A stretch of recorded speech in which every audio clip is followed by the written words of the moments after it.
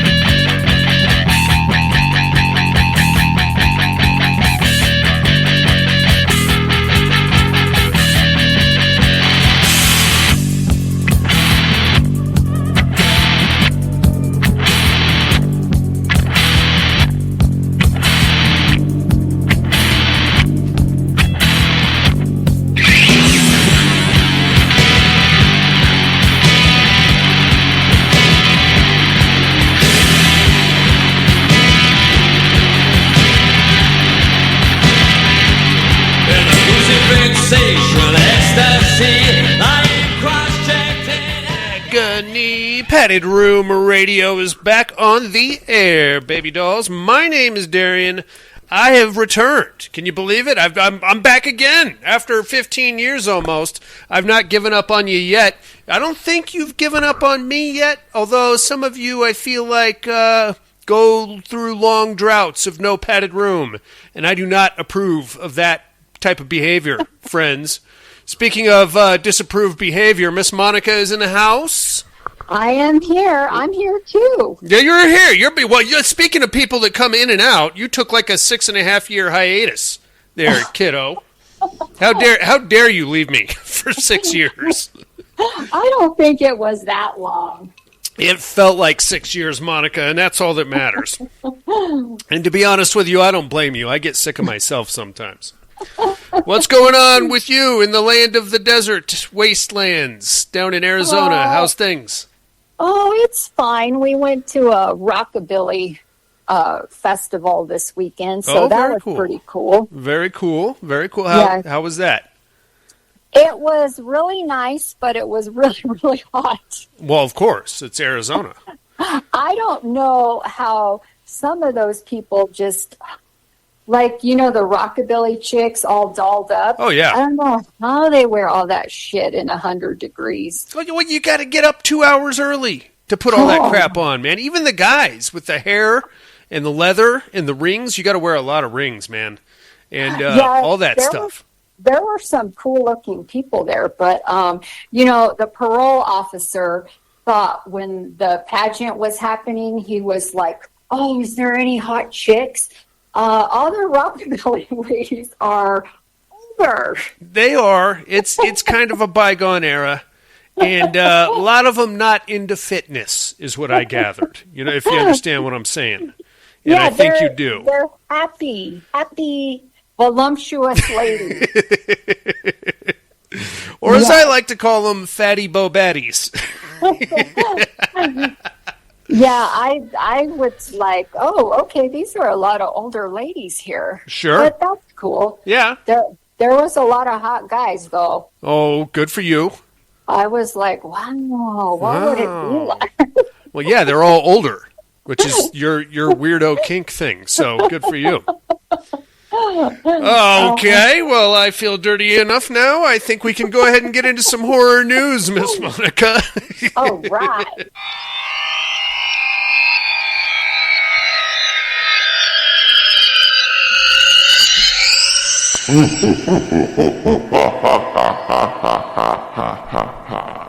Horror news.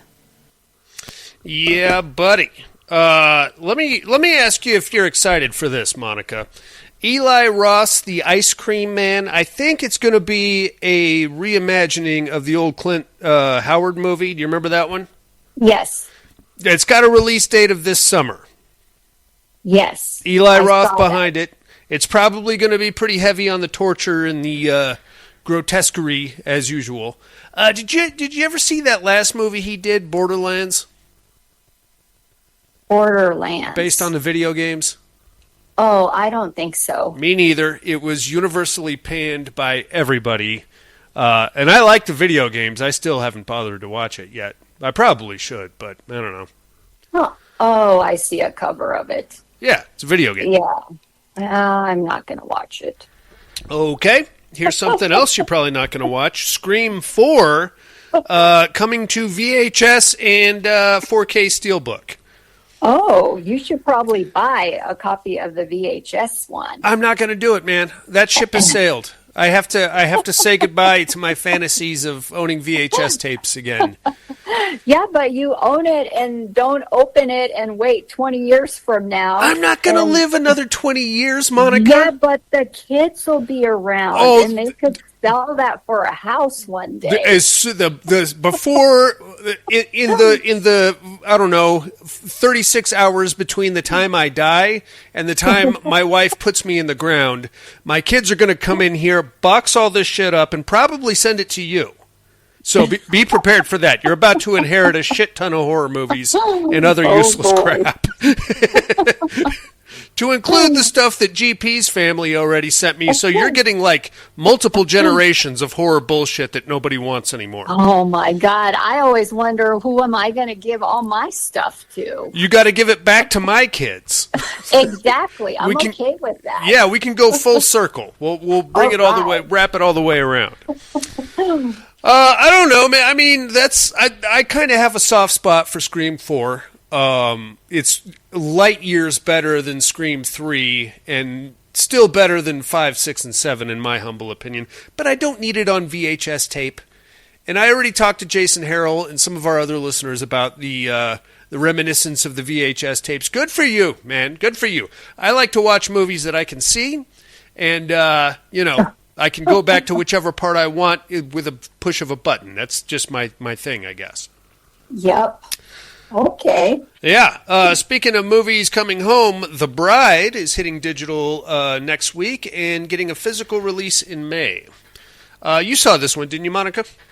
I started it and then I stopped it. I was like, I cannot go through with this. You haven't revisited it yet to finish it? No, I don't want to. Oh, you just went to a Rockabilly festival. This should be right up your alley. No, this was horrendous. Oh God. So. I haven't seen it yet, but from what I gathered, it's got a very Mickey and Mallory vibe to it. And I'm okay with that, but not with the bride and the monster. That just feels weird. Oh, yeah. Wait till we get to what are you looking at? Oh shit. Oh no. Now we're in trouble. Speaking of weird movies that you may or may not remember, do you remember a movie called Escape from Tomorrow? No. I want to say it came out probably 2010, 2011-ish. It's an interesting show. You've probably seen it. The entire thing was shot like guerrilla style inside Disney World. Illegally, I should add. They didn't have permission to do that. But the filmmakers brought in a bunch of iPads and they just kind of did like a run and gun thing. It's a horror movie. But it's more like a psychological thriller. It's all in black and white. Basically, it involves this guy who takes his family to Disney World. Like before they get to the park, they wake up in the hotel room. They're going to the park for their first day. He gets a call from his boss and gets fired. But now he's got to put on a happy face and try to sell it to the family anyway. And he ends up going a little crazy in the process and banging the next door neighbor. Oh, okay. At the hotel. It's very strange, but it was kind of shot illegally there at Disney World. They got a sequel to this thing coming out in April called Return to Tomorrow. Oh, Jesus. I mean, it's an interesting concept. I like the filmmaking style. The movie itself was just kind of weird and, I don't know, lackluster, I found. Oh. Might be worth checking out if you're curious. Yeah, I don't know. Okay. Alrighty then. Lastly, Scream 7 is going to hit digital today. Probably already has, and is getting a physical release in June. Oh, okay. So I eventually will end up buying all the Scream movies. I just need them to stop, and then I'll get a box set, and then I'll call it good. Okay. But I've suffered the wrath of the box sets before, where I buy the box set and then 3 more fucking movies come out, and then I got a useless box set sitting on my shelf. Yeah, I know how that is. Son of a bitch. So, I don't know. I mean, back they used to give, like, you know, good 10, 12 years between Scream movies. Now they're cranking them out every, 4 or 5 months? It seems like That's what it feels like, man. Jesus Christ. All right, well, you got anything on horror news, kiddo? I do. I got 3 new releases coming. This one I'm pretty stoked about. It's called Itch. Have you seen? Yeah. I've seen the trailers. I know. So it's odd because, what was it, about 6 months ago, we made a bunch of jokes about how there should be a horror movie about head lice. Yes, I remember. Yeah. Now I'm watching the trailers to this, and immediately my scalp starts itching, and I don't know why. And I'm like, oh, fuck, I got to order some more shampoo. Yes, so that one's coming out on 4/21, and then we have one coming out, anything made Australian, I think is going to be a good movie. They fucking know how to make good horror movies, I think. And they got Dead Howling. Have you heard of this one? I have not, but it sounds interesting. So pretty much zombies have taken over, and this dude named Carter is a lone werewolf. Okay. So I guess he's going to be going after the zombies. So that should be kind of fun, I think. Sure, a little Terrordome action there. Yeah, zombies versus the werewolf. So I'm kind of thinking, what would happen if the zombie bites the werewolf? Well, he's going to be a fucking zombie, right? You think? I don't think you can change into a wolf if you're a zombie. Because realistically, like, your arms and legs will just fall off, right? You'll start changing, and then the shit will just start falling off of you, and then you'll just be a pile of crud. Is what I think. I don't know. So that one is on. They didn't give a date, but it is coming. So I'm stoked for that one. Okay. And then we got another werewolf movie. I guess it used to be called It Feeds, but they changed the name to Werewolf Blood Inheritance. Okay. Have you heard of that one? I have not. Oh, so I guess this dude is going to exhume an iron stake and release the werewolf curse. That'd be cool. So that one, they didn't give a specific date either, but it's coming 2026. So I'm all, 2 werewolf movies? Nice. Perfect. I love it. So when I get the dates, I will release that to you all. That sounds good. I like that. Some werewolf action coming at us. I know, because you love werewolves. I do. I'm a werewolf guy. I know. That's all I got. Okay. Monica, you said something a minute ago I want to touch on. You said all Australian horror movies are good. What? Yeah. What? Okay. All right. Now let's Am I missing a bad one? Let's just pump our brakes here for a second. Have you rewatched The Babadook lately? Oh, was that Australian? Yes. Oh, God. Okay, whoever made that movie should just, go away and die somewhere. That's one of those weird movies that you see the first time and you're like, oh, this is pretty good. And then you watch it a second time and you're like, that kid's fucking annoying. This lady is just completely hapless. It's a coat and a hat in the closet. That's all it is. What are we getting so worked up about? And then afterwards we get the big, resignation. Oh, it's actually a metaphor for grief and loss. Oh, okay. Whatever, man. I didn't even like it the first time I watched it. I wanted to punch the kid in the face. Dude, as far as annoying kids in horror movies go, that is like top 5 right there, easily. Yes. I agree. Right on. That's all we got on the horror news then. I think it's time for some listener mail, kiddo. Okay.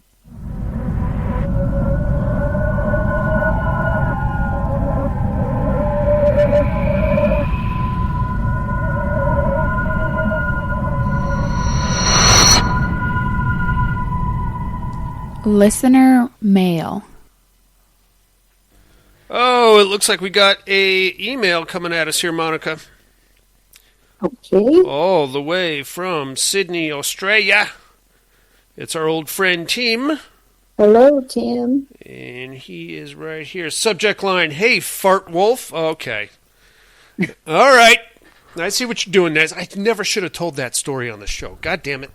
What's up, Miss Monica and Darian, a.k.a. Fart Wolf? How are we this week? Missing my big Dust this episode, but hope he is doing stellar.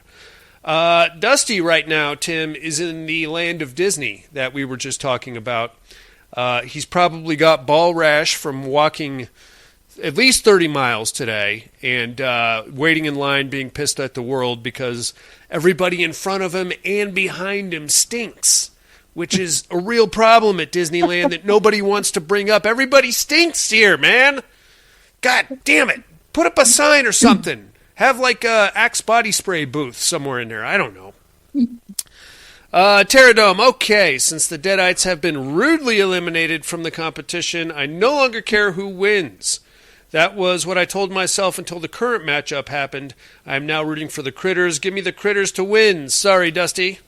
That's fair. I feel like that's a fair assessment. That's Okay. one more for the Critters. Fart Wolf, you wanted some running advice, so here you go. Stop running. Oh, if only it were that easy, Tim. This is coming from a guy who has 2 torn knees and is also suffering from plantar fasciitis in my heel. Oh. Yeah, that's isn't that where your feet go flat? There's no arch in them. Well, that, and it's very painful because the parole officer has been getting electrocuted in the bottom of his feet to get rid of that. That's how you get rid of it, with electrocution? Yeah, they like do an electric probe thing on it. And yeah, because he was doing the injections and they didn't work, so now he's up one step. Okay. Before you do surgery, but he says it worked. All right. Maybe I'll just start zapping myself in the feet. Yeah, there you go. Sure. Nip that thing in the bud before it even happens. Plantar fasciitis in my heel. It's a bitch, and it's costing me a lot of money to get sorted. For those of you unfamiliar with plantar fasciitis, it's when the thick band on the bottom of your foot gets irritated, and it takes ages to fix, including making me spend $300 on new shoes. It feels like I'm walking on broken glass every step I take. Yeah, man, that sucks, dude. I get like high-speed, high-end running shoes just because of the amount of miles I put on. I'm still only down like $120, so I don't know what you're doing over there, Tim, but knock that shit off. Wolfman versus Wolfman.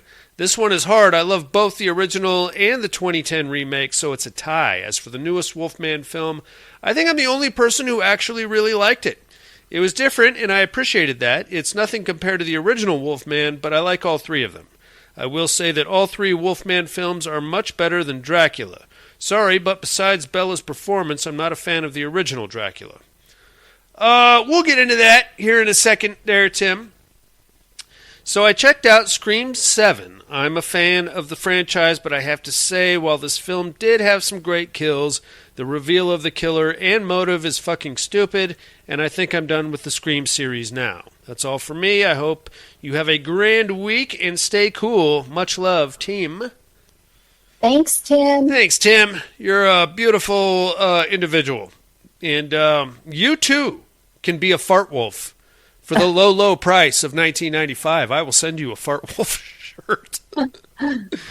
Oh, man. You know who I miss? Cake Wolf. Remember Cake Wolf?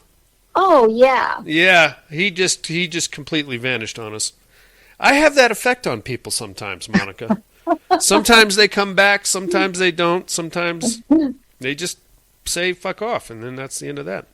Hey, I see what you did there. Yeah, see there? A lot of wolves and fart wolves and wolfmans, cake No, wolves. sometimes they come back. Oh, yeah. See, speaking of rockabilly dudes, there you go. We got some voicemails coming at us here, kiddo. Okay. All right, let's start things off with our main man in Alabama. Here comes Alan. Pat and Ren, what it do? Hope everybody's good. Let's see. What you got, man? Give me the vampires. Vampires it is. Fuck, I'll call back in a minute. I got to remember who the clues for who Mr. Darien is. Okay. I'll call back. Give us a call back then. Why don't you? He did call back, which is pretty cool. He's a man of his word.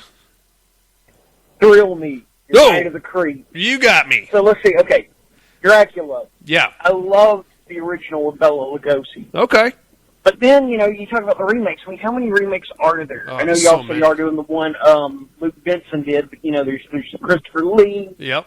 There's Francis Ford Coppola's. Yep. I mean, that Jack story, Palance, I think, Max Schreck. I read somewhere that has Frank been the most Langella. adapted story ever. Oh, yeah. Yeah. Really digging Beast in Black. Oh, good. I'm glad you like I watched Malicious. I liked It's it, all right. but it had its problems. Like, that dude was a governor, and, yeah, they're going to come looking for you and stuff. I liked the twisty twist at the end. I saw that ending coming. I'd give it a 6 out of 10. Okay. It's That's good, not bad. You know, low-budget amateur flick. Yeah. I've definitely old, seen worse. But whatever. I started watching Primate. I'm digging it, but I had to stop and go run some errands and whatnot. Very cool. Again, like my 80s action binge, I watched this movie called Extreme Prejudice. Walter Hill did. And it's Extreme like kind of Prejudice. a homage to The Wild Bunch at cool. the end with this badass shootout. Definitely worth your time. Had to buy it. Couldn't find it for rent, but it was like $6. It's got Clancy Brown in it, which that always trips me out that he's Mr. Krabs. Yeah. Anyway, vampires. Gotcha. If the critters win, I will agree with Tom Hardy and Tim that the Pterodome is cated. Okay. Fucking critter. Wow. Talk to y'all later. Bye. I don't think that was necessary, sir. Critters are fine. Thanks for calling in, Alan. Here comes Mr. Tom Hardy.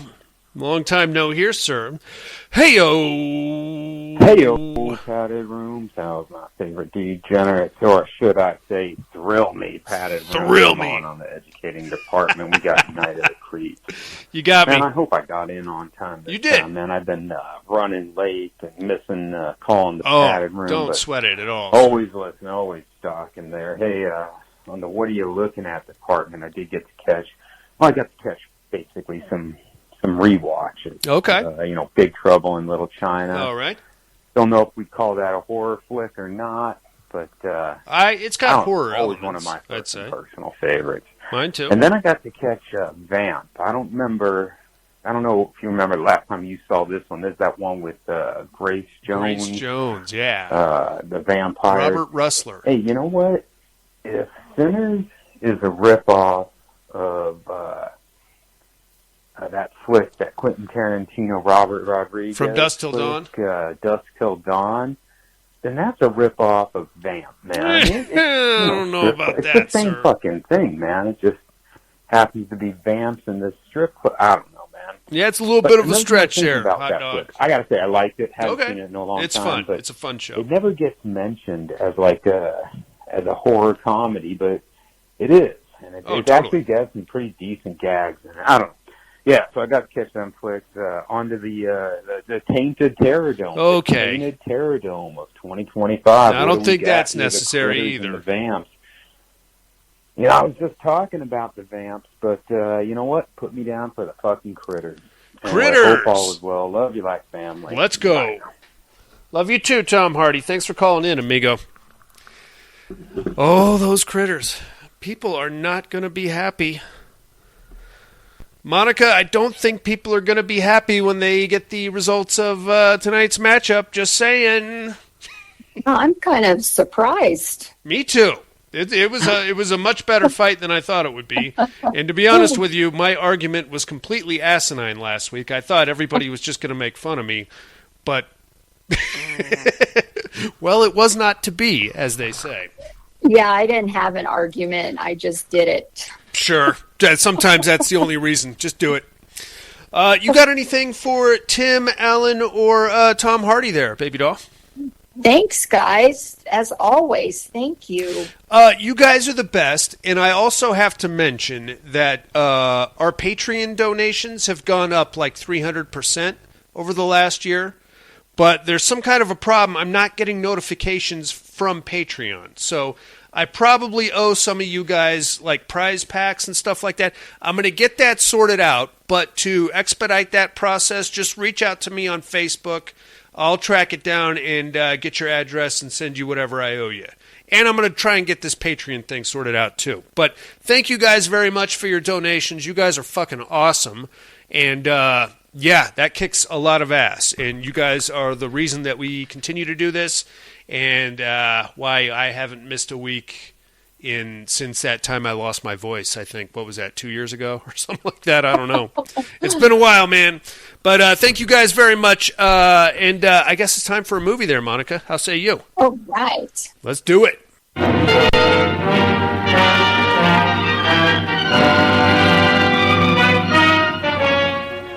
I am Dracula.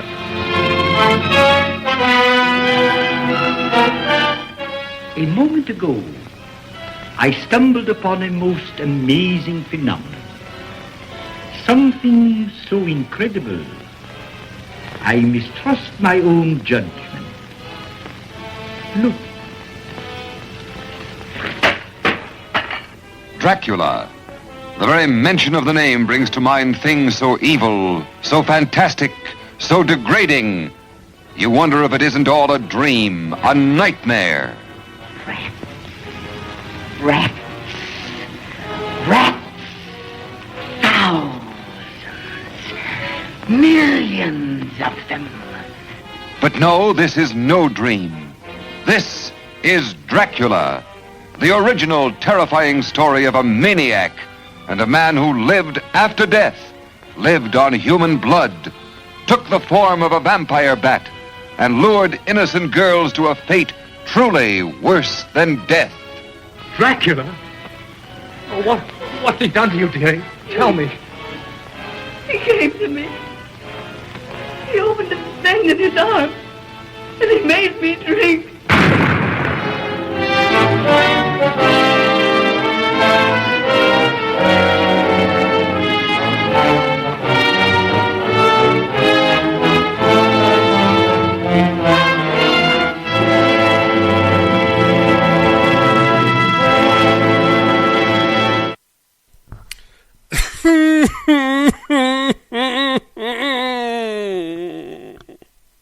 Is that scary to you?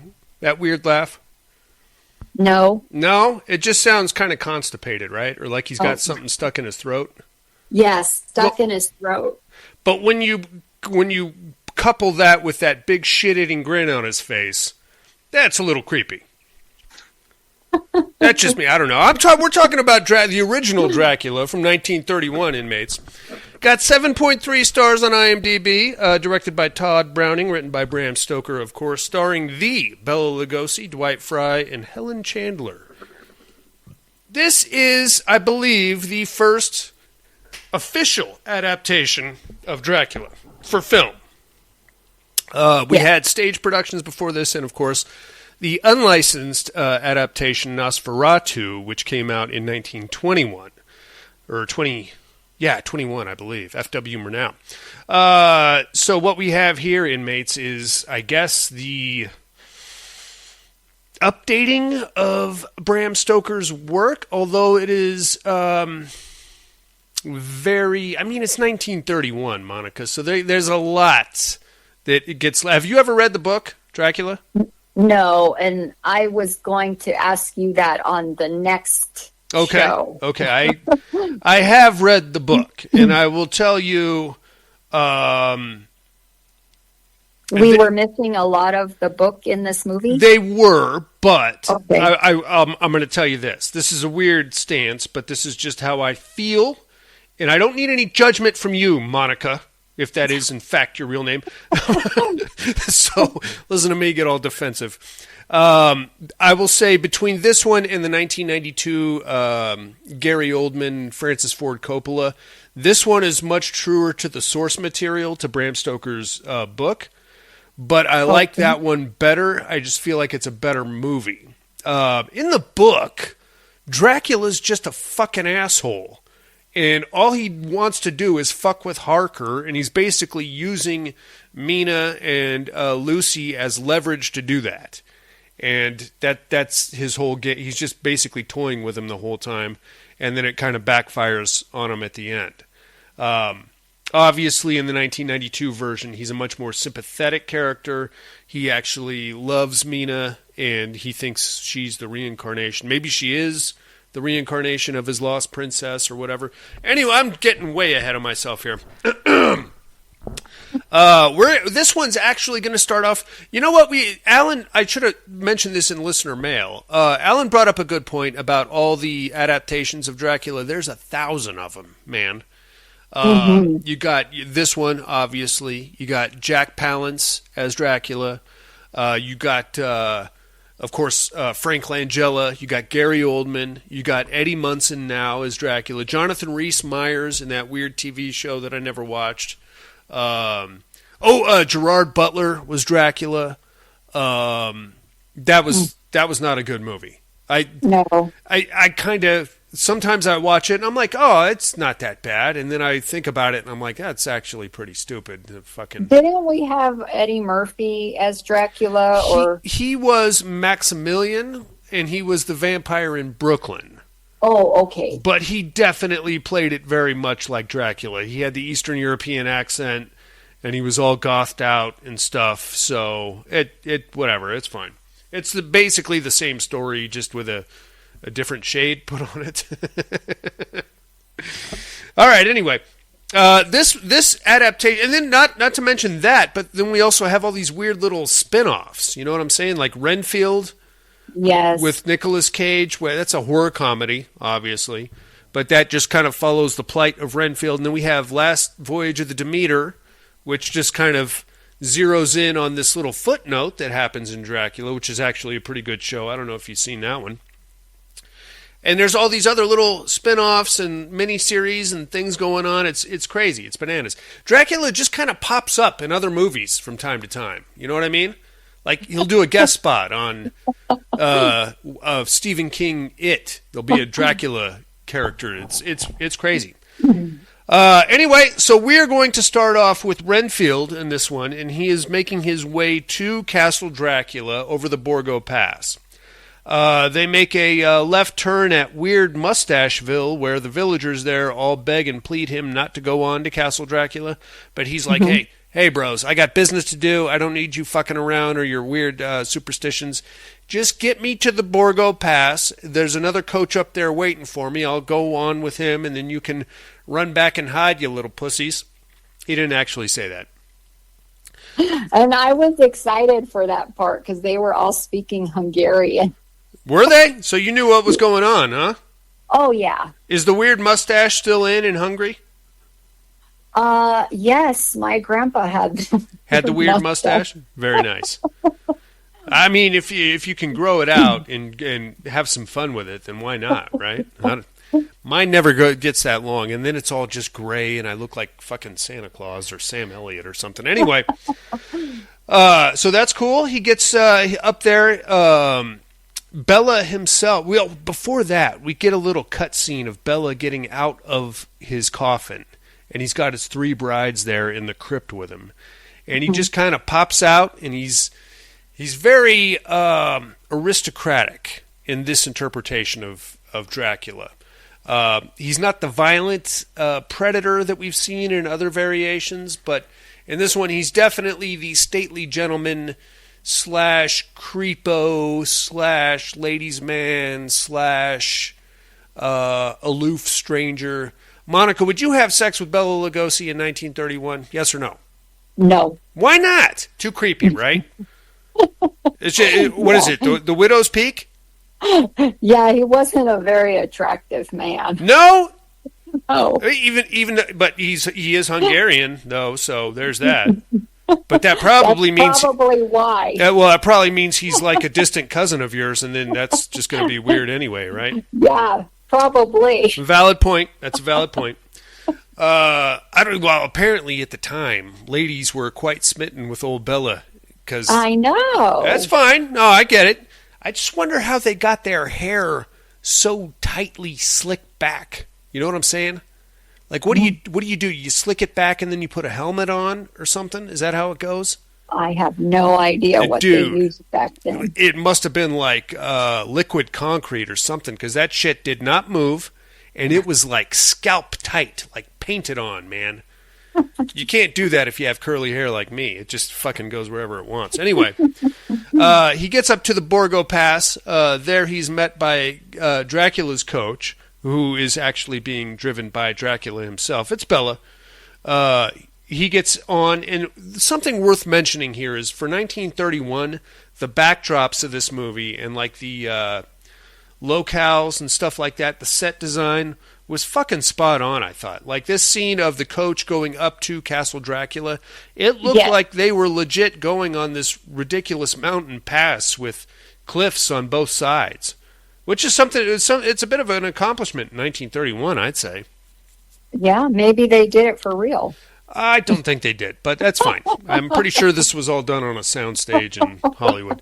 That's fine. They get to the castle. Renfield pops out of the carriage, and he's like, hey, man, you can drive like an asshole, but the carriage guy has just vanished. So that's kind of creepy. Big, creepy castle. It looks exactly like you'd expect a vampire's castle to look. It's huge. It's seen better days, full of cobwebs. He gets inside, and down from the stairs comes the Count himself, and he's dressed to the nines in his tuxedo with the weird medallion and the widow's peak and the slick back hair. He's slick son of a bitch, this guy. He comes down with his Eastern European accent. Good evening. How are you? It is good to see you. Well, come freely into my home and leave some of the happiness you bring with you. The place is basically ruined, man. And Renfield is there because he works for a real estate firm in London. He's going to lease the Count some property around London, and he's got all the paperwork that he needs to get signed. All right, first things first, Count Dracula can walk through spider webs without disturbing them. Number one, that's gross. Why is there so many spider webs in your house? Not to mention the family of armadillos that we saw, the possums living in the crawl space where the crypt was. He's got like a regular wildlife menagerie happening in the castle here. I get it. You're a vampire. You don't particularly care, but just a once-over every now and then would go a long way, I think. Bella walks right through the goddamn spider webs, doesn't disturb them. Renfield has to like hack his way through with his cane, and he's a little off-put at the fact that Dracula could walk through the spider web. So he's like, oh, that's kind of creepy. And from here, Monica, we go almost like into date rape town in a very weird way. Because like he's got a full meal prepared for Renfield. Very nice. Gets him up there, starts going over paperwork. But he's just creepily leering at him the whole time. Just like standing over here, staring at him, and then he goes over to another part of the room. I hope you'll find this bed very comfortable. And then he just stares at him for another 5 minutes. And Renfield's like, yeah. Let me just get you to sign these papers, and I will leave here right now, you crazy prick. And of course, in the throes of this conversation and dinner, Renfield pricks his finger, and then Dracula, oh, it is blood is the life, Mr. Renfield. Renfield's going, dude, I deserve a pay raise as soon as I get back to London. I can tell you that right now, just dealing with this fucking asshole. Number two, how can I get back to London right now because this guy is creeping me right out? Now, in various iterations of this movie, this part of the film, or actually this is where we kind of depart from the source material, because this part would actually be Jonathan Harker being sent back to seal the deal. In this case, it's Renfield because we want to explore the relationship, I suppose, between Dracula and Renfield and what made Renfield his unwitting manservant, I guess, for lack of a better term, or evil minion of the night, or just cackling lunatic. There's a lot of different things we can apply to Renfield later on in the movie. Really, he's just, at this point, he's just a dude trying to do his fucking job, Monica. And, sometimes you get stuck with the weird client, and now you gotta spend the night at his house. Oh, no. I gotta spend the night at this freako's house. It's great. Yeah, that was creepy. Until, Monica, Dracula finally fucks off for the night after reviewing the paperwork, and Renfield's like, Jesus Christ, let me just step out on the balcony here, and that's where the three brides are just kind of hanging. And now, all of a sudden, this could be a very cool little work experience for Mr. Renfield, if you understand what I'm saying. They're like, hey, Renfield, come over here. And then the fucking bat swoops down. Renfield, of course, collapses because people like to faint in 1931. And that's pretty much it for Renfield, unfortunately. Now we're going to cut to the Vesta. Now, for the purposes of this film, the vessel is called the quote-unquote Vesta. In the book, in every other iteration of this, it's called the Demeter. The Demeter is the ship that Count Dracula packs his boxes of dirt into and then sails back to London. He didn't really sail back to London. He gets about halfway to London, and then he wakes up prematurely, gets a little hungry, and basically feasts on the entire crew. That's just what happens, man. You wake up in the middle of the night, you're hungry, you got to go get yourself a snack, right? In Monica's case, it's usually carrots and celery and what do you got? Some hummus, ranch? I don't know what you're into. In Dracula's case, it's the bunch of stinky sailors who have been probably having sex with each other on the boat. Anyway, that's funny. Anyway, so the Demeter kind of sails ghost ship style back into Port Whitby at England, which is right next to Carfax Abbey, which is great. The local constables come aboard after they bring it ashore to find the crew, of course, slaughtered, and bloodstains everywhere. And a stark raving madman underneath the deck there, it's Renfield. He's gone completely insane, Monica. Mm-hmm.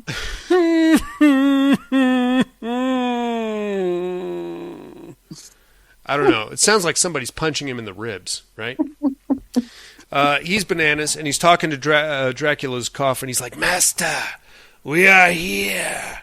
You can't hear me, but we are here. Great. Nobody wants to get stuck next to the annoying guy on a plane, on a bus, or on a boat. And now you've completed that, so that really sucks.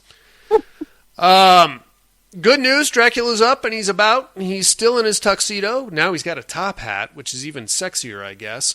And he's about the town of London. First place he goes, I guess he just shows up at like a train station where a young lady is selling, I don't know, they look like little flowers. I think they go in your lapel, right? Is that what those were? Yes. Boutonnieres, perhaps, or something. Now, here's the thing, and we have to remember, this is 1931. There is zero violence in this movie. In fact, like whenever Bella attacks somebody, it basically slows down to. It's like he's got a back spasm all of a sudden, and he's like ah, and then he kind of, and then he leans in, and then whoever he's attacking just kind of lays down, and then that's kind of your attack there. So yes. And that's basically what happens with the boutonniere girl. She's like, hey, you want to buy one of these flowers? And he's like, yes. And then she looks at him, and I guess like she gets transfixed or something. And then he gets like a real sour look on his face, like he's holding back a fart. And then he does like this weird hand thing where he looks like he's holding two shower heads or something. And then he goes, ugh! And then she goes, ah! And then we have to assume that he has fed on her, and she is now dead.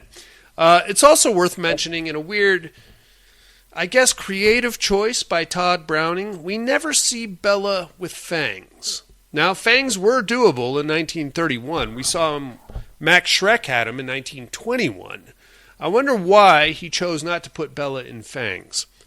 Oh, you know what? That's a good point. I never really paid attention to that. Yeah, I don't know. I mean, it would be it's a probably a 25-cent special effect just to slap those in there, but whatever. So there we go. And then from there, the Count is just out and about in foggy old London. He happens upon an opera house. Walks right in because he can do that. Tells the waitress / usher girl, he's like, "Oh, you will let me in, and then you will take me to the upper balcony where Dr. Seward is waiting. And there you will tell him he has a phone call. And from there, you will take him somewhere else so that I can talk to his 2 hot chick friends." And that's pretty much exactly what happens, because he can hypnotize people, Monica. That's what he does, and he makes them do whatever he wants. Well, most people. There is one dude that he has a problem with, but we'll get to that in a second. He gets up to the balcony. So up in the balcony, we have Dr. Seward, who we know. He runs the mental asylum, which is right next to Carfax Abbey, and which is now holding Renfield. So that's, a bit of a connection there. And Carfax Abbey, of course, is the property that Dracula was leasing from Jonathan Harker's real estate company / Renfield's. So that's also a bit of a thing. So she takes Dracula up to the balcony box, and she's like, "Dr. Seward, you have a very important phone call. You need to answer it right now. And can you just come out of here and just walk away? Just go down the stairs there." And then as soon as she does, here comes Dracula. "Oh, Dr. Seward, you say. I believe we are now neighbors. So fortunate to meet you." And he's like, "Oh, yeah." And then we get like a very formal introduction. Dracula comes in. He introduces himself to Lucy Westenra, Mina Harker, and Jonathan Harker. So now everybody's kind of in the know. They get a little snippy with Carfax Abbey and what kind of repairs he's going to make on the place. I don't know what an abbey is. Is it a church, Monica? Is that what it is? Let's see. I believe it's some kind of a castle chapel thing. I don't know. Maybe they had monks there at one point. I don't know. Regardless, it's a wreck, and Dracula bought it, so good for him. He's like, "I will not be making any renovations. The ruined battlements remind me of my home country of Transylvania." And okay. It's an actual building that's occupied by monks. Okay. Or nuns. Oh, okay. So it was like a big deal at one point, but this one is wrecked, obviously, so that's why he bought it so cheap. Now, as he's having this conversation, let's be real here, Monica. I can hear the drip, drip, drip coming out of Lucy's panties because she's got this tall, dark, handsome foreign aristocrat telling her, and then she starts spouting off this poem about being dead or whatever the hell, and he's like, "Oh yes, to be dead is truly glorious," and she's like, "Oh, I just want to fuck you." She's not as vulgar, obviously, but it's very obvious that Lucy is into Count Dracula, and that's that. I think Mina was too at that point. How say you? I think she dug him, but I think they both did, man. He put the vampire charm on him and gave him a little finger waggle, which means that, you're mine now, bitch. Hey, dude, when Bella puts the finger waggle on you, you're in trouble. They looked into his eyes. And now you have to have sex with him. You have to do it. You can't not do it, dude. So yeah, they go back to their house. Okay, so here's something I don't understand about this movie. Seward's Sanitarium. I believe it is a mental institution in which somehow Dr. Seward lives and has his house is adjacent or is somehow attached, right? Yes. I have to assume so. So, I don't know, man. It just seems like, and they're playing it pretty fast and loose with the lunatics in there. Like, they have one guard, Martin, and He's not too interested in actually like protecting or saving anybody. I think he was trying to get on that chubby maid most of the time, but like the inmates, I think they just kind of walk around and do whatever, because we're going to have Renfield just popping up in the living room periodically and sniffing around outside, and what the hell is he doing? I told him to go back upstairs, but he's not going to, I don't know, just give him a couple hours. I know, he went like everywhere. He's everywhere, man. I don't think they like actually lock the doors in the mental institution, which is probably not the best idea, considering the doctor and his 2 hot young daughters live on the premises. I'm just saying, I don't know. I guess it was a different time. Anyway, we're going to cut to that night there at Dr. Seward's house after the opera. Yes. The girls are getting ready for bed, Mina and Lucy, and Lucy is like just starstruck with Count Dracula. She's, oh my God, did you see him? How did he get his hair slicked back that hard? I don't know. Oh God. Now she's ready, man. She's, oh, did you hear him? And Mina's like, yeah, okay, gotcha. You're horny for Transylvania guy over there. It's fine. She goes out to the window, and Dracula is just standing in the yard, and he's like, and then he turns into a bat, of course, and then he goes up, and he flies through the window, and basically attacks Lucy in her sleep. Yeah. So that's kind of creepy. From there, we're going to cut like to, I guess, a day or two later, when Lucy is officially pronounced dead, but not like she's dead, but they tried desperately to save her by giving her various blood transfusions, but every time they put more blood in her, it would just disappear. So now she's officially dead, and we're doing the autopsy. And here we bring in our specialist, Miss Monica. It's Professor Van Helsing. He probably is knocking on the door of 85, I'd say, in this movie. I don't know. Maybe 100. 185, Monica says. Wow. Okay. He might be a vampire himself. I don't know. It's a very old guy. And he's... Okay, so the Van Helsing that we know and love, the Hugh Jackman, the other guys that have played Van Helsing, they're always usually like more of an action star, right? In the book, he is an old guy, and he's just a professor. He's not like running around slaying anybody or doing wheel kicks on vampires or digging up anything. He's just an old guy that reads a lot of books, and then he kind of directs the actual vampire slayers to go do his bidding. The vampire slayers being Jonathan Harker, a couple of other Dr. Seward, Lucy's husband, and another guy who's, I think it was one of the servants. But anyway, in this iteration, he is in fact a shriveled up old guy. And he's like, hey, we're doing the autopsy on Lucy here. She's dead, sure. There's no blood in this body. She's been exsanguinated.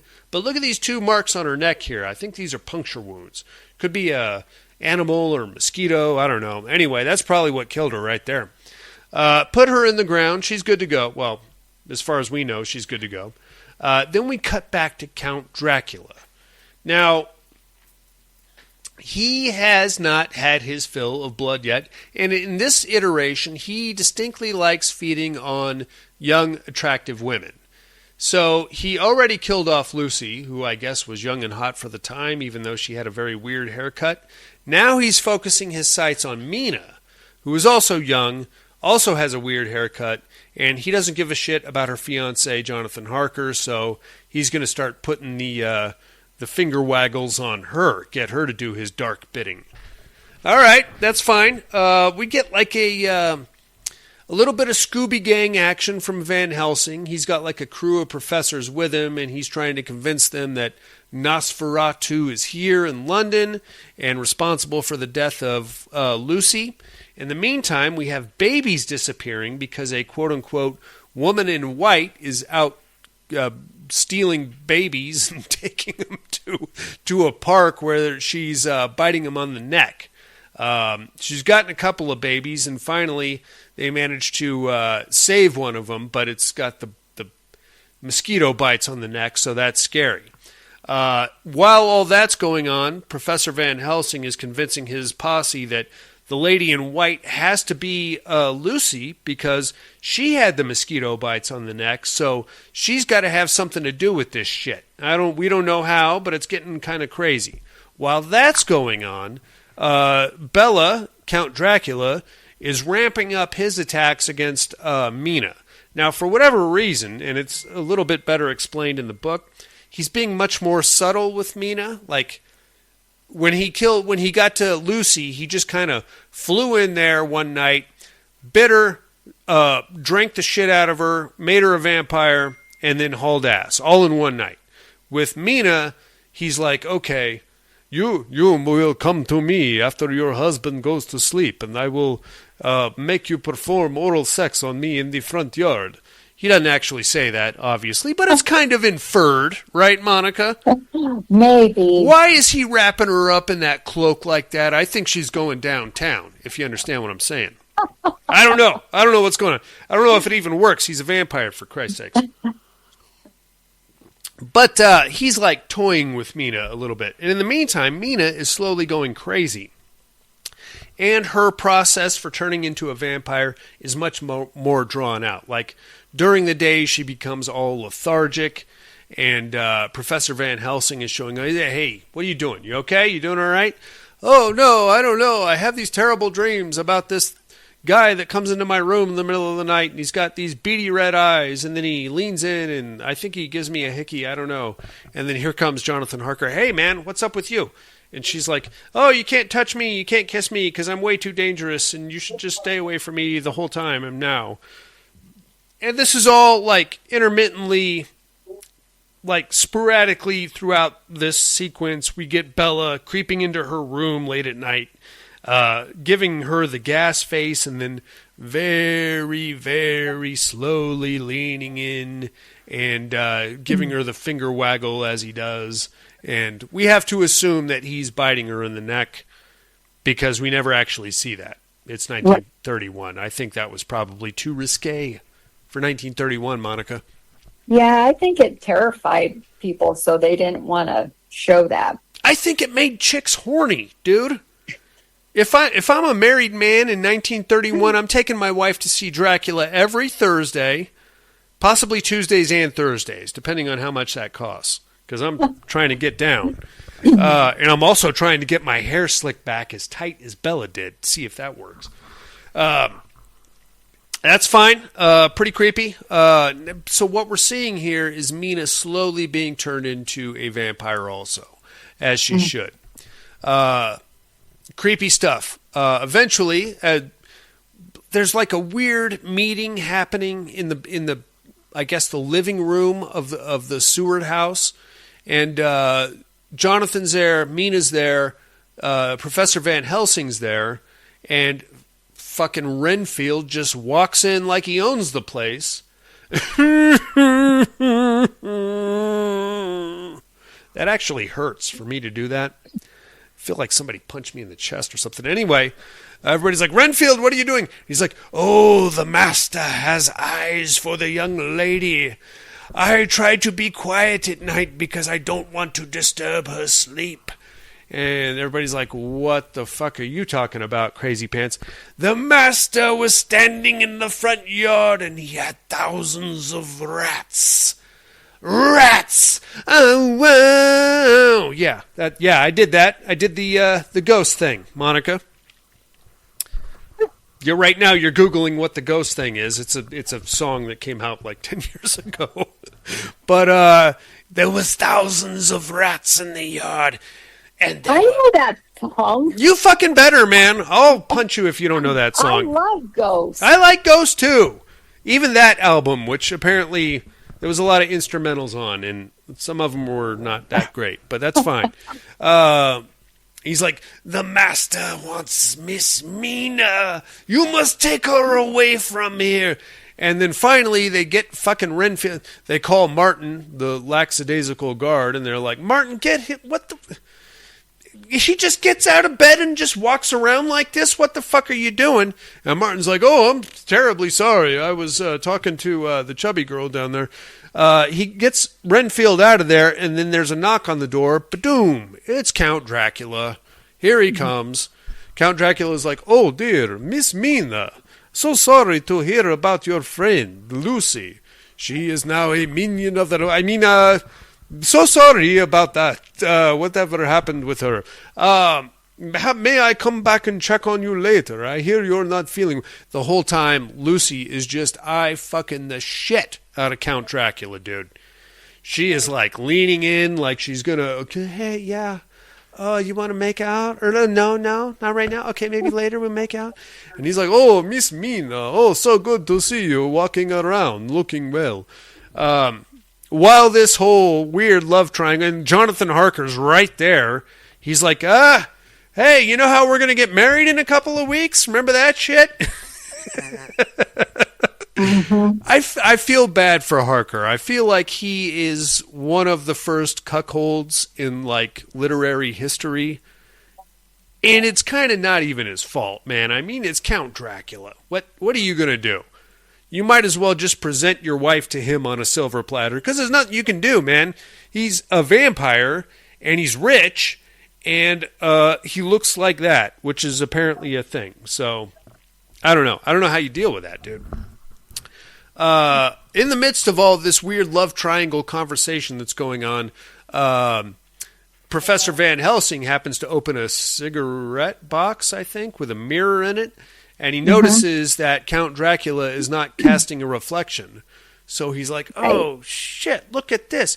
He tries to tell Dr. Seward that, but nobody's paying attention because, of course, Van Helsing's 95 years old and probably suffering from onset dementia. But once that conversation is over, he's like, I say, Count Dracula, would you like a cigarette? And then he opens the cigarette box, and Dracula's like, that's a mirror. Slaps it out of his hand real quick. You motherfucker! Boom! Smack it right to the ground. And everybody's like, what the fuck is your problem all of a sudden, buddy? And Dracula and Van Helsing get into like a very intense stare-down UFC situation for a hot second where they're both just like, oh, you know? Yeah, but now I know you know. You know that I know that you know, though. So we both know that we both know, bro. If I don't know, but you do know, so now, but I know that you know is the real thing. It's very intense there for a hot second there, Monica. And then all of a sudden, Dracula's like, oh, I am not a big fan of mirrors. Forgive me, I'll buy you another cigarette box, but now I must leave. And then he takes off, and Van Helsing's like, oh yeah, baby, that's your fucking vampire right there. He's the one causing all this problem. He's probably the one draining Miss Mina dry. Killed Lucy. We got to get to his house, knock open those boxes of dirt that he's got, put a stake in his heart, in her heart, and hopefully if we do that, then we won't have to put a stake in Mina's heart. That's the plan. Okay, very cool. Now we get to like a weird situation at the asylum, probably a night or two later. Time in this movie just kind of flies by in a weird way. What we have is Renfield out on the loose again. He just takes off. Dracula is out in the front yard. Renfield is chasing Dracula. Mina sees that, so she comes down, and she is also chasing Dracula. They get out of the like the grounds of the sanitarium, and they make it to Carfax Abbey, which is pretty cool. It looks exactly like Castle Dracula on the inside, anyway. Huge, crazy staircase going up. Dracula gets in there. Now, of course, Dr. Seward and Professor Van Helsing saw Renfield leave, so they're chasing him, which is inadvertently leading them right onto the trail of Dracula as him and Lucy are taking off to Carfax Abbey. So they get to the Abbey. Once they get inside, of course, Lucy oh, Count, what are you doing? And then she faints. The Count grabs her, hauls ass as the vampire hunters, being Dr. Seward and Professor Van Helsing, are chasing him. Also, Jonathan Harker has come out because he heard all the yelling. Apparently, all these guys live within like a 2-block radius of each other, which is very convenient all of a sudden. Mm-hmm. The three of them go chasing after the Count and Lucy. The Count gets inside and closes and locks the door right behind Renfield. They're all yelling at Lucy, "Hey, Lucy, get out of there, dude!" Lucy is transfixed by the Count, so I guess she's like in a weird zombie kind of state. Here comes Renfield right behind him. "Oh, no, master. No, you can't kill me yet because I have too much blood on my hands. I don't want to die with this blood on my hands." So he picks him up, and I think he snaps his neck and then throws him down the stairs. Very cool. In the meantime, the vampire hunters manage to kick the door in, but just as Dracula is carrying Lucy into the crypt, they go chasing after him. He does a piss-poor job of hiding. He runs right to his coffin, and I mean, if I'm looking for a vampire, that's the first thing I'm going to look at is the coffin, right? Right. You got to find like some house plants. Maybe find it like a way out of the crypt. Have them looking in the coffins. You take off somewhere else. Don't go in the coffin, bro. But that's what he does. They pop the coffin open. There's Dracula. Pop the other coffins open. There's his brides. Put stakes in all of them. And then once they get all staked, then Lucy is like, "Oh, whoa." Or not Lucy, Mina, I mean, is like, "Oh, God. Oh, I just had a weird dream that I was going to be a vampire slut." And they're like, "Oh, yeah, no, you were for a hot minute, but we saved you by staking these vampires, and now you're okay. So good job on that." And that's pretty much the end of your movie there, Monica. What did you think of the original Dracula? It wasn't bad. I mean, I enjoyed it, but I get that, in 1931, that was a scary movie. Oh, fuck yeah. People, and they didn't know what to expect, so... No, it was scary and sexy in a weird way. Yeah, and plus I liked the music in it too, the creepiness. Sure. I thought it was creepy. I thought it was good. I really liked it.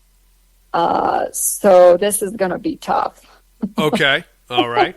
Well, if you're saying it's going to be tough, then I have to assume that you also liked the movie we're going to watch next week. Yes, and those are my questions. Because without you seeing the new one and people knowing what we're talking about, I found that the original Dracula didn't explain things about like what happened to his love and what happened to him, how he became Dracula. Those were the things that this movie didn't show you. Right. So I think that's why I like the newer ones, because at least I get a backstory. Sure. Yeah, I like that too. But to be fair, that is never even touched on in Bram Stoker's book. See, that's what I was going to ask you. There's like a brief real. It is, but it's not like that whole love story between him and his bride and her throwing herself off. That's not ever. It's like a brief footnote as Van Helsing is trying to figure out who he really is. He's like, "Oh God, he was this warlord in the 1400s. He killed thousands, but he was actually like a hero to his country, but he's kind of a bloodthirsty maniac." And that's about as far as it goes. Okay. So one of the things that I really enjoyed about Francis Ford Coppola's is like that whole, it was like a oath heard in hell when Elizabeth throws herself off, and then the archdiocese proclaims her as damned for committing suicide, and then he freaks out and blood starts coming out of everything in the room. That's pretty cool. But I think where Coppola missed the mark is that Dracula's a fucking asshole, man. He's a prick. He's the villain. You're not supposed to root for him. I love that we do, because I feel like that is a huge, like, light years ahead of any of the other movies that we've seen, just because we actually feel for this guy. And if you think about it, like, he got the shit end of the bargain. And it's very easy to turn him into a Michael Myers or a Jason Voorhees and just have him be this fucking soulless prick that just likes playing with young couples. But he is still conscious. He's still having conversations. He's still making financial deals and moving from Transylvania to London and doing things that normal living people would do. So that being said, there is room there to develop a character. He doesn't have to be Michael Myers. He can be like a forlorn lover. He can be this tragic character that is just looking for his lost incarnation of his wife that committed suicide. There's room to develop that, which is kind of cool. And then we get into like Luke Evans and Dracula Untold. I like that movie, and I'm gay for Luke Evans. I'll be the first to admit that. But I don't think we need Dracula being a Marvel hero either. I think we kind of jumped the shark a little bit on that one. I do like that movie too, but to me that's kind of like a totally different Dracula. Yeah, we went a little crazy with that, and just there's as much as I like that movie, there is some very silly stuff going on in there. Maybe we should do that one next week. No. I'm very excited to watch Eddie Munson as Dracula. All right, kiddo, let's take us a little break. We'll get back with some other stuff. Yeah. Okay. Come into these arms again and lay your body down. The rhythm of this trembling heart is beating like a drum.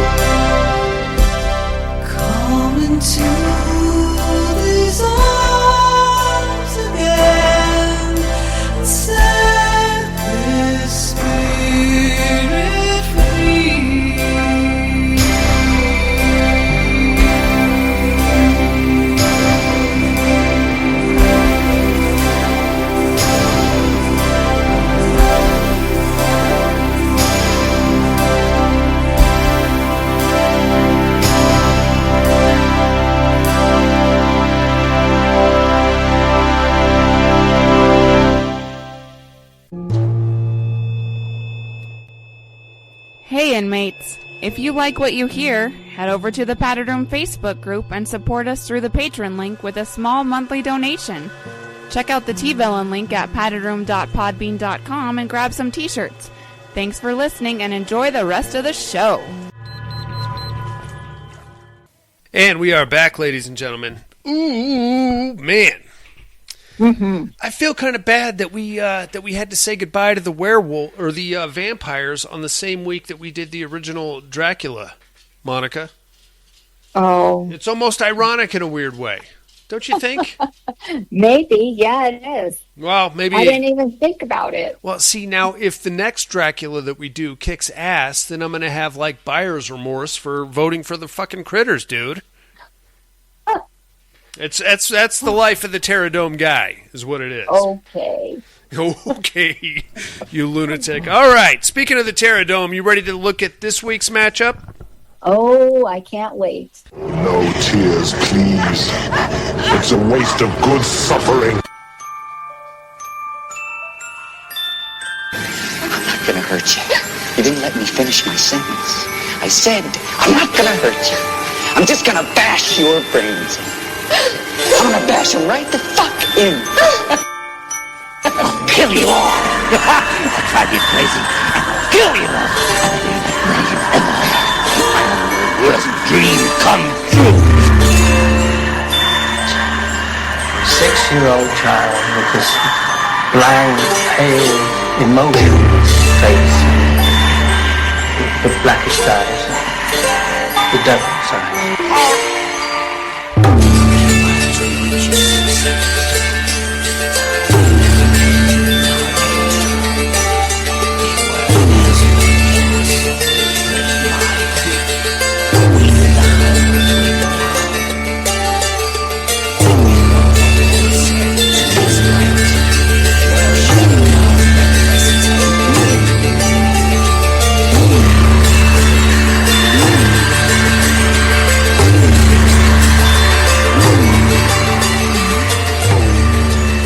Welcome to the Terradome. First, last week's winners.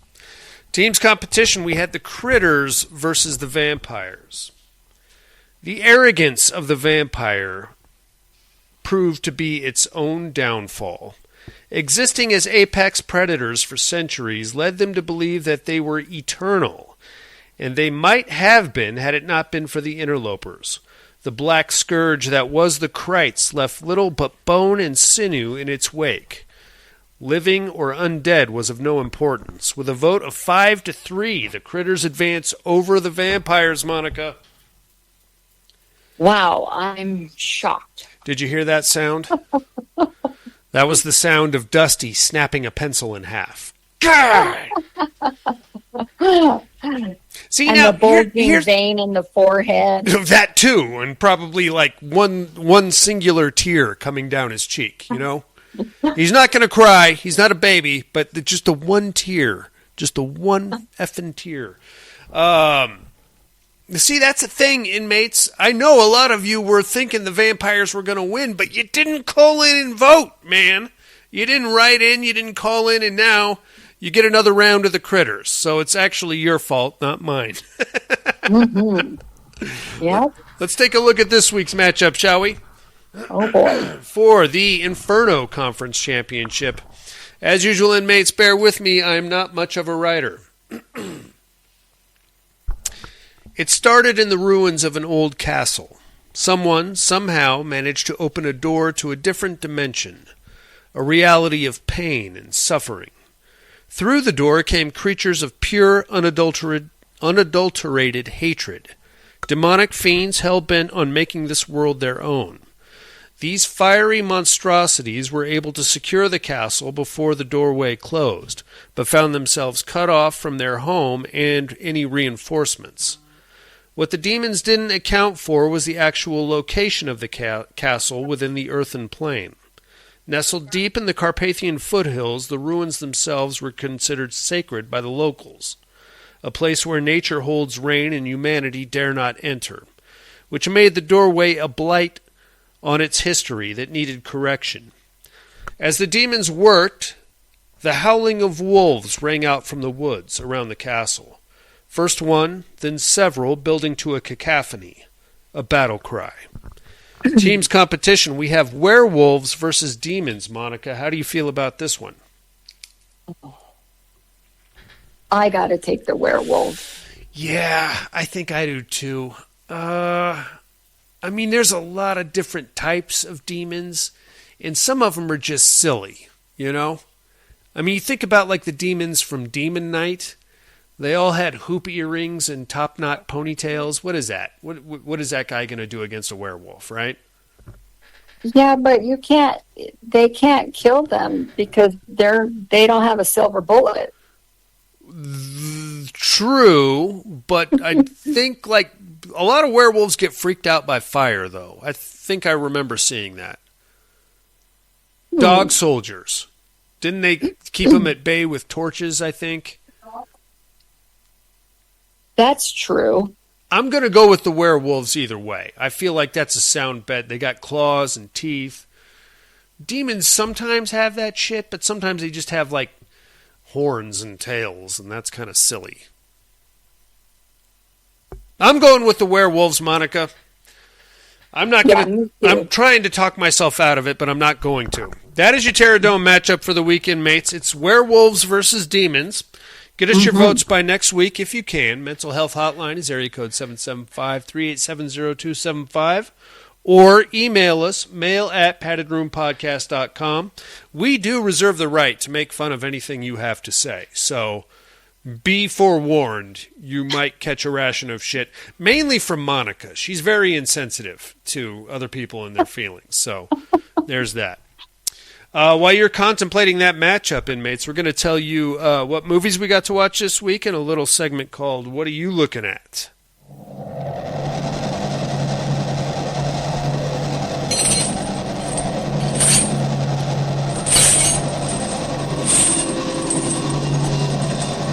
What are you looking at?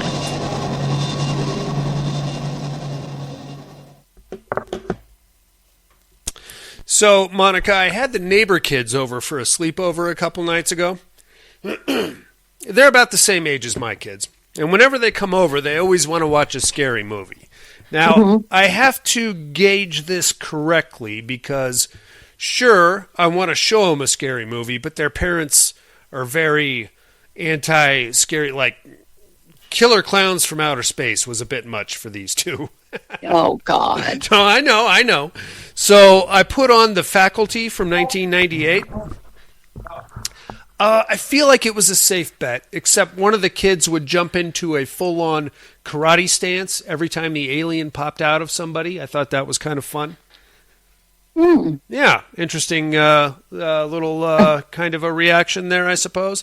You've seen The Faculty, right? Yeah. Good show. One of my favorites, 1998. I often forget that Robert Rodriguez directed that.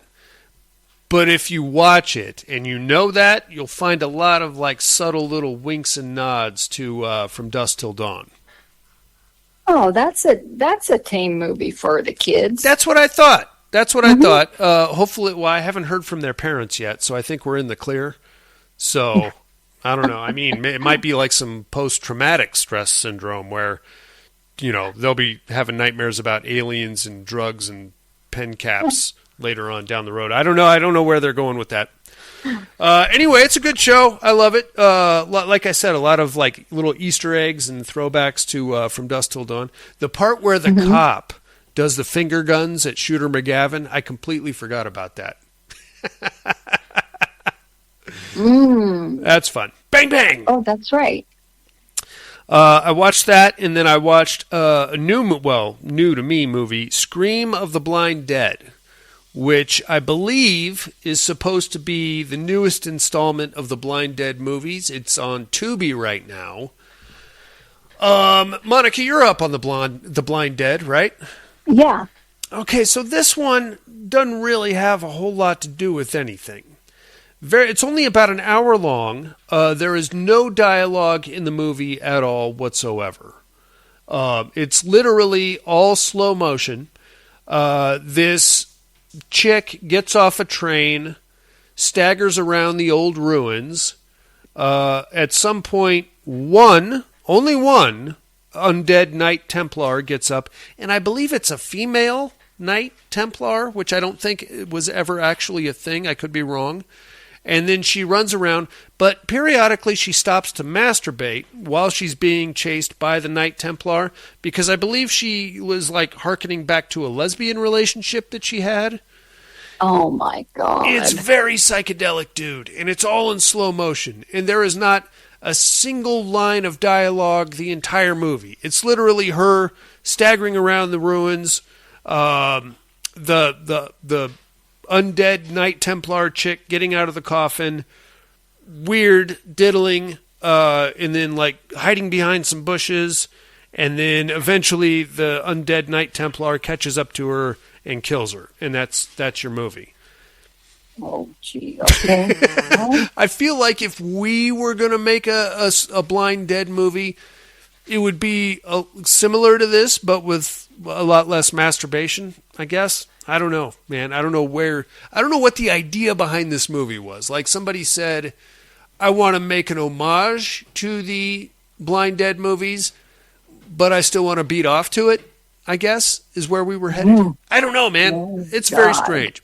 It's only an hour long. It's streaming right now on Tubi, if anybody gives a shit. I'm going to tell you to avoid it unless you're into slow motion masturbation scenes. The chick was kind of hot, I guess, but I've seen better. And that's all I got to watch this week, Monica. How about you, kiddo? Well, I got to check out that new movie, Send Help. Oh, yeah. What'd you think of that? I heard good things. I actually liked it. You know how I'm an eyebrow Nazi? You are an eyebrow Nazi, yes. Okay, I believe you are a eyebrow Luftwaffe, I believe is what you could be. Possibly a member of the SS. I don't know. Well, in this movie, the parole officer couldn't get past her big giant mole on the side of her face. Oh, no. All I kept hearing about is, why doesn't she remove that? Oh, my God, look how big that thing is. Oh, my God. Yeah, that can be distracting, dude. It was, because I don't remember it in the Notebook.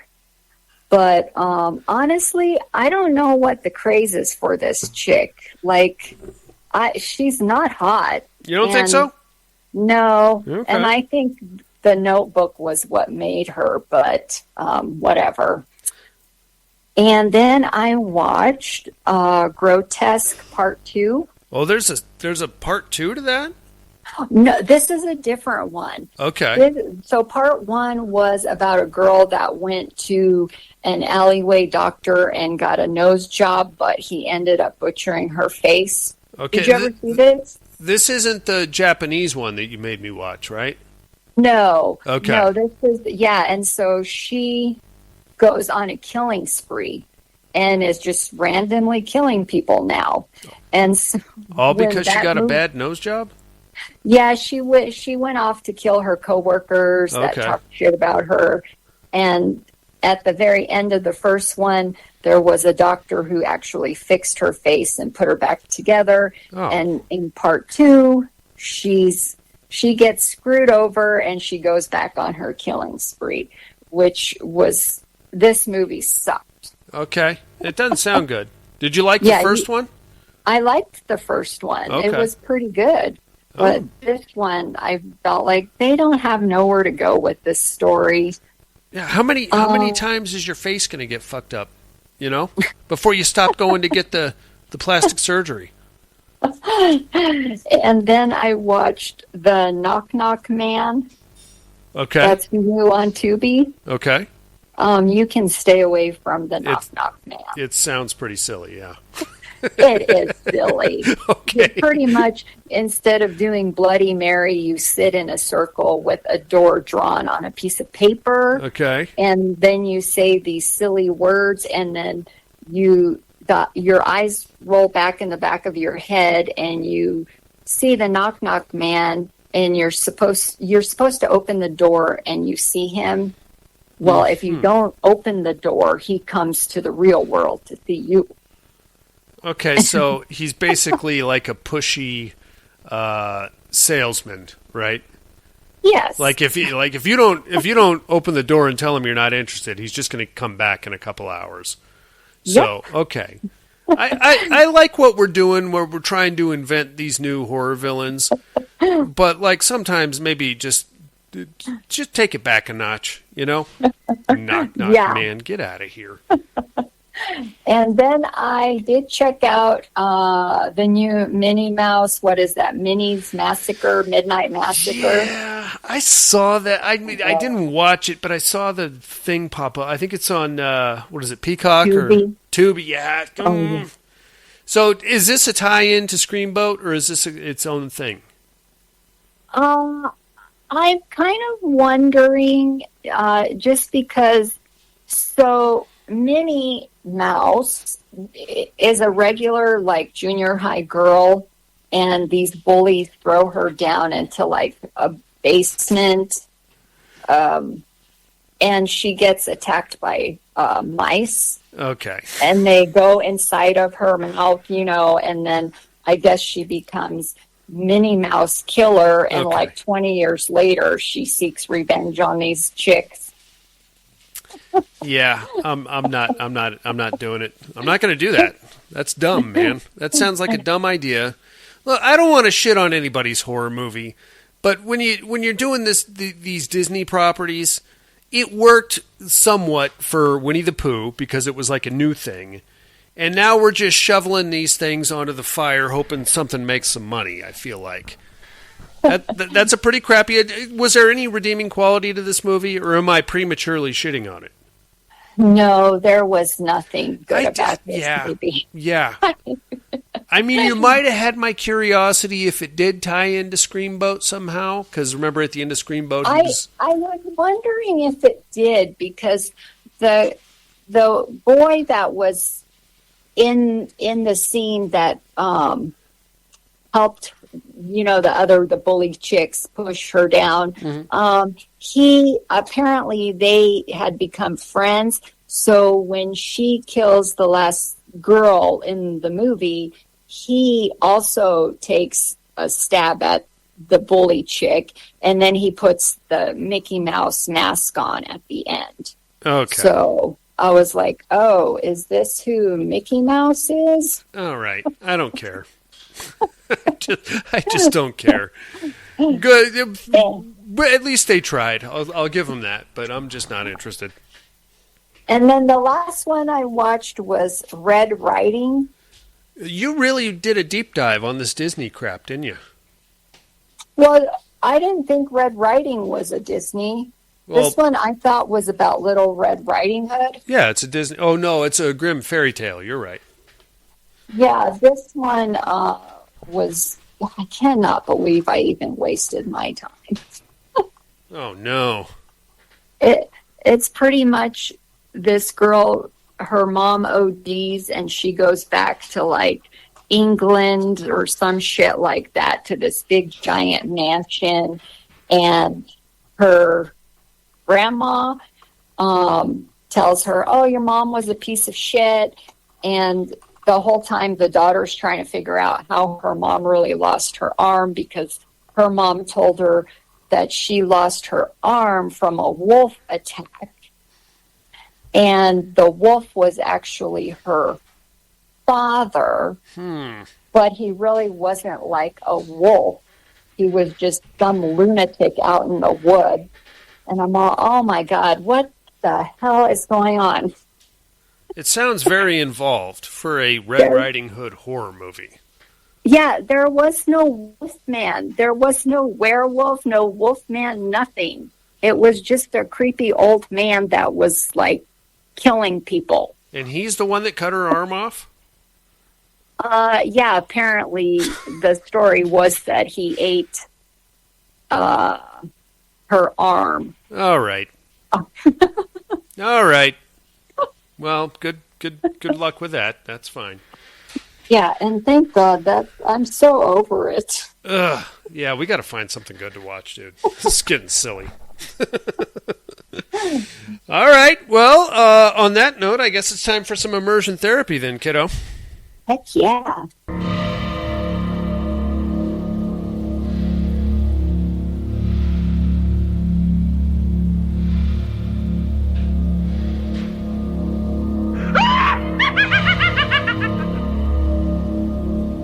Immersion therapy.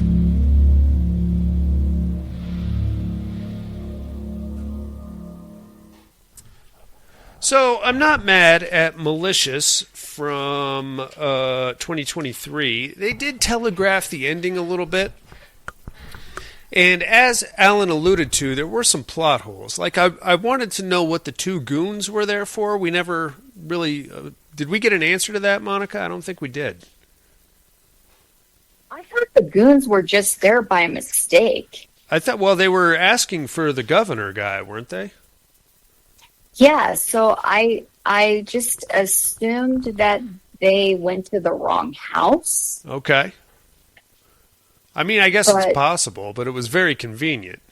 I didn't see, well, I don't want to ruin this for anybody that didn't see it, but I didn't see the relationship between the three of them being what it was. I thought that perhaps they had hired him to come and do what he did, but then at the end you find out who he really is. It's fine. Home invasion, I guess you call it a little bit of a rape revenge, possibly, kind of a deal. Yes. Very awkward sex scene there at the beginning. Like, I'll get down in the kitchen, but that was kind of like, to hell with romance, I guess, right? Just fucking get it in and get it done. Yeah, it kind of made sense, once she finds out. Oh, yeah. What? I mean, she knew what had happened, so, I mean, she obviously didn't want to do it. Clearly, but she was putting on the airs to keep the appearances up, I guess, but still. Not a bad show, man. Not a bad show at all. Like Alan alluded to, there are some questions that didn't get answered and some plot points, but that's fine. Not a bad show. What do you got for it? What did you think of it, Monica? Is it okay? I liked it. I liked it the first time I watched it, and I wanted you to see this one too, because I don't think when you're first watching it, you know what's going to happen. Like, you know that they all know each other and stuff. Sure. Yeah, and now that you say it, I think I probably want to watch it again, maybe in a couple months, and see if I pick up on some of the more nuanced things. Like the way that she looks at him when he first shows up. I realize we're getting into the weeds here on this, probably for a lot of people that haven't seen it. I would say check it out. Malicious from 2023, streaming on Tubi. Home invasion / rape revenge kind of a thing. Check it out. See if you see the end coming or if you have the same questions that we did. Yeah, check it out and then let us know what you thought or what your thoughts are. Absolutely. Area code 775-387-0275 or mail at paddedroompodcast.com. We, again, reserve the right to make fun of you and your opinions. We could do that. Monica, what do you got for us this week, kiddo? We're going to watch a movie called Violation from 2020. It can be found on Tubi. And this might be kind of the same, maybe a little revenge, getting even. It's a movie. Very much in the same vein. You do get to see a rock hard penis in this one, so prepare for that.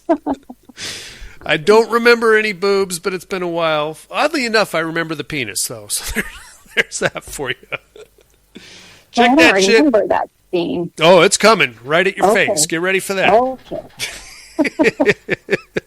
Check that shit out, inmates. We'll do the same and compare notes next week. But now it's time for a round of Who is Daddy?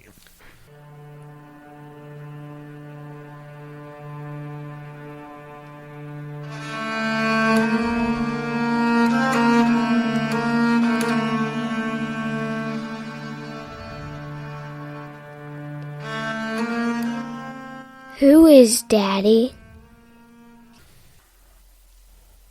All right, first my clues from last week. Well, I am a love-lost, forlorn college student, deeply in love with a sorority sister. In order to win her affections, I'm hoping to pledge their fraternity, brother fraternity. I don't know how that works exactly, but they've got an initiation. I have to do some dumb shit, me and my crippled friend. We're going to go steal a cadaver from the cadaver lab. Really hope there's nothing inside that son of a bitch. There's a reason he's been frozen for the last 50 years, but and we're supposed to dump it on the lawn of the sorority house. I'm going to chicken out, man. I'm not one for dead guys, and when I do chicken out, some nasty shit goes down. I am, of course, Night of the Creeps. Great show, 80s to a T. Tom Atkins at his most Tom Atkinsy, I would say. When was the last time you saw that one, Monica? It's been a minute. It's been too long. You need to revisit that one as soon as possible. No, that's a great show, man. You got a lot of different things going on. You got like this axe murderer guy running around, then you got zombies running around, and then aliens, and the whole subtitle. What was it, Spanky and Alfalfa? Remember those guys? Yes. And you can't help but feel bad for the cripple guy. A lot of people watch that movie now and say that there is a weird gay subtext between those two. I don't see it because the one guy's just trying to get in the pants of the girl. But I guess the cripple guy, we think he was secretly in love with the other dude. I don't know. Oh my God. That's way over my head, bro. I can't. I'm not looking for that sort of thing. Who might I be this week, you ask? Well, I am a member of a suburban family on a road trip. And we've got big plans. We're headed across the country. We just bought this RV used. And we're making pretty good time. We're not quite accustomed to RV life, but we're learning as we go. And, well, we got this RV real cheap for a reason. And suddenly the fucking thing breaks down in the middle of the desert. Now we got nowhere to go. There's nobody coming to or from on this highway. And now some really weird shit is going to go down with, like, the stereo coming on and off at odd hours, doors locking and unlocking themselves. We got a real fucking problem here with this RV, and there is nowhere else for us to go. Shit. Tune in next week, inmates, and I will drop some knowledge on you. In the meantime, I think that's about going to do it for us this week. Monica, you got anything else? Thanks, everybody. Tune in next week for the new Dracula. The new Dracula. I think this was the latest edition of Dracula, right? Yes. Starring Eddie Munson as Dracula. Yeah. I mean, I don't think he's ever not going to be. He was already the Human Torch in that new Fantastic Four movie, but he still just looks so much like Eddie Munson. I can't. All right, tune in next week for the new Dracula. Hopefully Dusty will be back next week. If not, that's cool. He can spend some more time in Disneyland. In the meantime, for Eli Roth and the Ice Cream Man, for movies that we probably should buy on VHS, but we're not going to, because who the fuck has a VCR anymore? For vampires and the way they can somehow manage to cock block themselves in a weird way, but I don't know that they're actually having sex with mortals anymore. And the Padded Room Podcast. I'm afraid visiting hours are over. Goodbye.